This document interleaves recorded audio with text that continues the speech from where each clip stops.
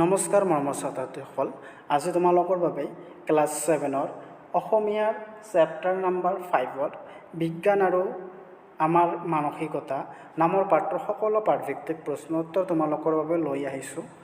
মৰমৰ ছাত্ৰ-ছাত্ৰীসকল, ভিডিঅ'টো স্কিপ নকৰাকৈ লাষ্টলৈকে চাই থাকিব। ইয়াত উত্তৰ দিয়াত ক নম্বৰ কুৱেশ্যনটো হৈছে চিটা সম্পৰ্কে প্ৰচাৰ হোৱা উৰা বাতৰিটো কি মাধ্যমৰ যোগেদি প্ৰচাৰ হৈছিল? ইয়াৰ উত্তৰ হ'ব চিটা সম্পৰ্কে প্ৰচাৰ হোৱা উৰা বাতৰিটো ভ্ৰাম্যভাষৰ যোগেদি প্ৰচাৰ হৈছিল, মানে মোবাইল। ভ্ৰাম্যভাষ অৰ্থাৎ মোবাইলৰ যোগেদি প্ৰচাৰ হৈছিল।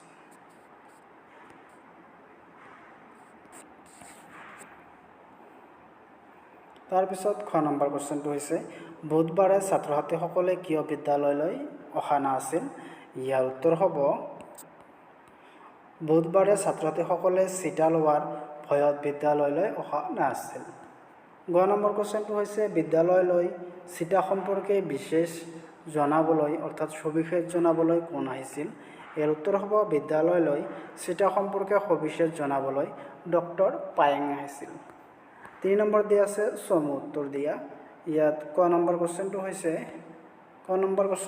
হৈছে ভ্ৰাম্যভাষত অহা উৰা বাতৰিটো চিটা ল'লে কি হ'ব বুলি কৈছিল? ইয়াৰ উত্তৰ হ'ব ভ্ৰাম্যভাষত অহা উৰা বাতৰিটোত চিটা ল'লে শিশুসকলৰ ভীষণ উপকাৰ হ'ব বুলি কৈছিল। খ নম্বৰ কুৱেশ্যনটো হৈছে জংকীয়ে বুধবাৰৰ দিনা বিদ্যালয়ৰ পৰিৱেশ আন দিনতকৈ কি বেলেগ দেখিছিল? ইয়াৰ উত্তৰ হ'ব জংকীয়ে বুধবাৰৰ দিনা ৰাস্তাত তাইৰ বন্ধু কমল আৰু জেনিথক লগ পোৱা নাছিল আৰু বিদ্যালয়ত তাইৰ লগৰীয়া আৰু আন ছাত্ৰ ছাত্ৰীসকলেও দেখা নাছিল। গ নম্বৰ কুৱেশ্যনটো হৈছে সংক্ৰামক ৰোগ আৰু প্ৰতিৰোধ ক্ষমতাৰ বিষয়ে চিকিৎসকগৰাকীয়ে কি কৈছিল? ইয়াৰ উত্তৰ হ'ব অন্য অণুজীৱৰ দৰেই বীজাণু আমাৰ দেহত প্ৰৱেশ কৰে। কিছুমান শক্তিশালী বীজাণুৱে পলিঅ', হেপাটাইটিছ আদি ৰোগৰ সৃষ্টি কৰে। সেইবোৰ বীজাণুৱে মানুহৰ দেহত ৰোগ প্ৰতিৰোধ ক্ষমতা সহজে হ্ৰাস কৰে।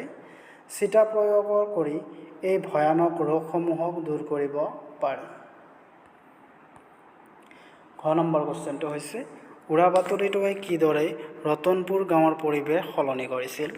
ইয়াৰ উত্তৰ হ'ব উৰা বাতৰিটোৱে ৰতনপুৰ গাঁৱৰ মাজত ভয়ৰ সৃষ্টি কৰিছিল।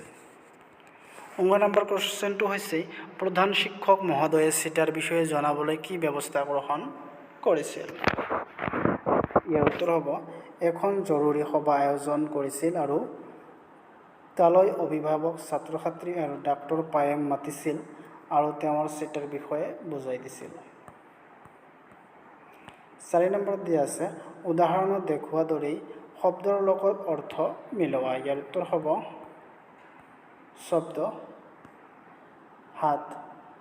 হাতত বহুত মানুহে গোট খাই বেচা কিনা কৰা ঠাই।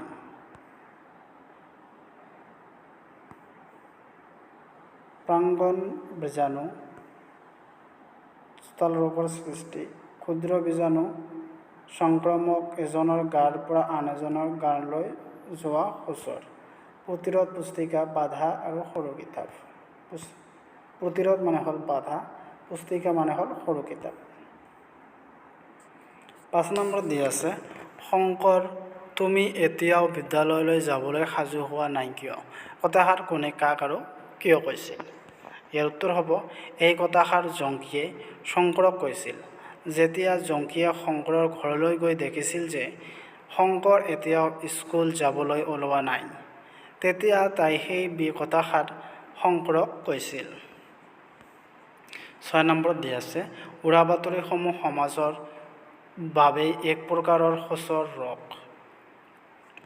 এই কথাষাৰ বিষয়ে তলত আলোচনা কৰি নিজৰ ভাষাত মতামত প্ৰকাশ কৰা। ইয়াৰ উত্তৰ হ'ব উৰা বাতৰিসমূহ সমাজৰ বাবে এক প্ৰকাৰৰ সুচৰ ৰোগ। এই কথাষাৰৰ মূল ভাৱ হৈছে সুচৰ ৰোগসমূহ এজন শৰীৰৰ পৰা আন এজনৰ শৰীৰলৈ বিয়পি পৰে। ঠিক একেদৰে উৰাবাতৰিবোৰো এজন লোকৰ কাণৰ পৰা আন হাজাৰজন লোকৰ কাণলৈ বিয়পি পৰে। সুচৰ ৰোগসমূহ যেনেধৰণে প্ৰতিক্ৰিয়া সৃষ্টি কৰে, ঠিক তেনেদৰেই উৰাবাতৰিসমূহেও মানুহৰ ভীষণ অপকাৰ কৰে আৰু কেতিয়াবা এই উৰাবাতৰিসমূহ ফলতেই মানুহৰ মৃত্যুৰ মুখত পৰিবলগীয়া হয়। 7 নম্বৰত দিয়া আছে তলৰ বাকচত দিয়া শব্দকেইটাৰ বাক্য ৰচনা কৰা। দলং। দলংখনত ল'ৰাবোৰে খেলি আছে।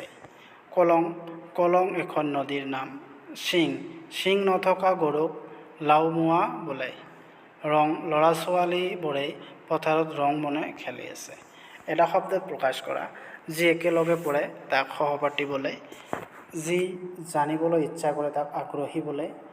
গাঁৱৰ মুখিয়ালক গাঁওবুঢ়া বোলে। কাৰো পক্ষ নোলোৱা নিৰপেক্ষ। এজনৰ দেহৰ পৰা আন এজন দেহলৈ যোৱা বেমাৰ সংক্ৰামক। বিপৰীতক শব্দ লিখা। আৰম্ভ, শেষ, উপস্থিত, অনুপস্থিত, অপকাৰ, উপকাৰ, বাদ, অবাদ বা ধৰা, দিন, ৰাতি, মান্তি, অমান্তি।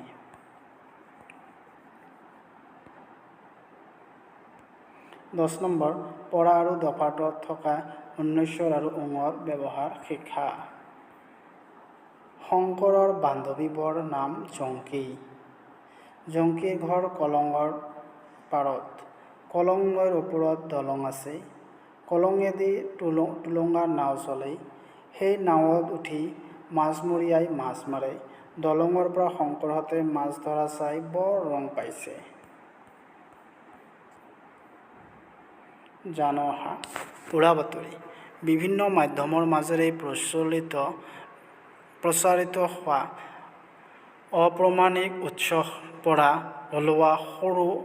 ওলোৱা আৰু সত্যাসত্য নিৰূপণ নোহোৱা তথ্য বা খবৰক উৰাবাতৰি বোলে। উৰাবাতৰি মৌখিক বা লিখিত দুয়ো ধৰণৰ হ'ব পাৰে। উৰাবাতৰি মানুহৰ মুখে মুখে বিভিন্ন সামাজিক মাধ্যমৰ জৰিয়তে ব্যাপকভাৱে বিয়পি পৰে। এই ধৰণৰ মৌখিক, লিখিত আৰু বৈদ্যুতিক মাধ্যমৰ জৰিয়তে বিয়পা উৰাবাতৰিৰ বাবে বিভিন্ন ঠাইত অঘটন ঘটিব ধৰিছে। সেইবাবে এনেধৰণৰ মুখে মুখে বাগৰি অহা উৰাবাতৰিৰ পৰা আমি সাৱধান হোৱা উচিত। সামাজিক মাধ্যম। যি মাধ্যমৰ জৰিয়তে ৰাইজৰ জড়িত কৰিব পাৰি তাকে সামাজিক মাধ্যম বোলে। ইয়াৰ জৰিয়তে চৌপাশে ঘটি থকা ঘটনাৰ পৰ্যবেক্ষণ কৰা হয়। সামাজিক মাধ্যম বুলিলে আমি বাতৰি কাকত, অনাতাঁৰ ৰেডিঅ', দূৰদৰ্শন, টিভি, ভ্ৰাম্যভাষ অৰ্থাৎ মোবাইল, কম্পিউটাৰ, ইণ্টাৰনেট, কথাছবি বা চিনেমা, ফেক্স, ইমেইল ইত্যাদিক বুজো। বেছিভাগ সামাজিক মাধ্যমৰ ইতিবাচক ভূমিকা অনস্বীকাৰ্য, কিন্তু কেতিয়াবা সামাজিক মাধ্যমৰ নেতিবাচক ভূমিকা লোৱাও দেখা যায়। সেইবাবে সামাজিক মাধ্যমৰ ব্যৱহাৰৰ ক্ষেত্ৰত শিক্ষক, অভিভাৱক আৰু পিতৃ-মাতৃৰ সকলোৱে সচেতন হোৱা উচিত। 11 নম্বৰ দিয়া আছে তোমালোকেই পাঠত পাইছা যে ৰতনপুৰ গাঁৱৰ বুধবাৰে সাপ্তাহিক হাট বহে। তোমালোকে জানো অহা হাটৰ বিষয়ে পাঁচচাৰি লিখা। মৰিগাঁও জিলাৰ বৰঙণি গাঁৱত শুক্ৰবাৰে এখন সাপ্তাহিক হাট বহা হয়। এই সাপ্তাহিক হাটখন ওচৰৰ আৰু বিভিন্ন ব্যৱসায়ী শাক-পাচলি, কাপোৰ আৰু বিভিন্ন ধৰণৰ সামগ্ৰী বিক্ৰী কৰিবলৈ আহে। এই হাটখনত সকলো ধৰণৰ সামগ্ৰী বিক্ৰী আৰু ক্ৰয় কৰা হয়। এই হাটখন বৰঙবাৰী গাঁৱৰ ৰাজহুৱা খেলপথাৰ এখনত ওচৰতে।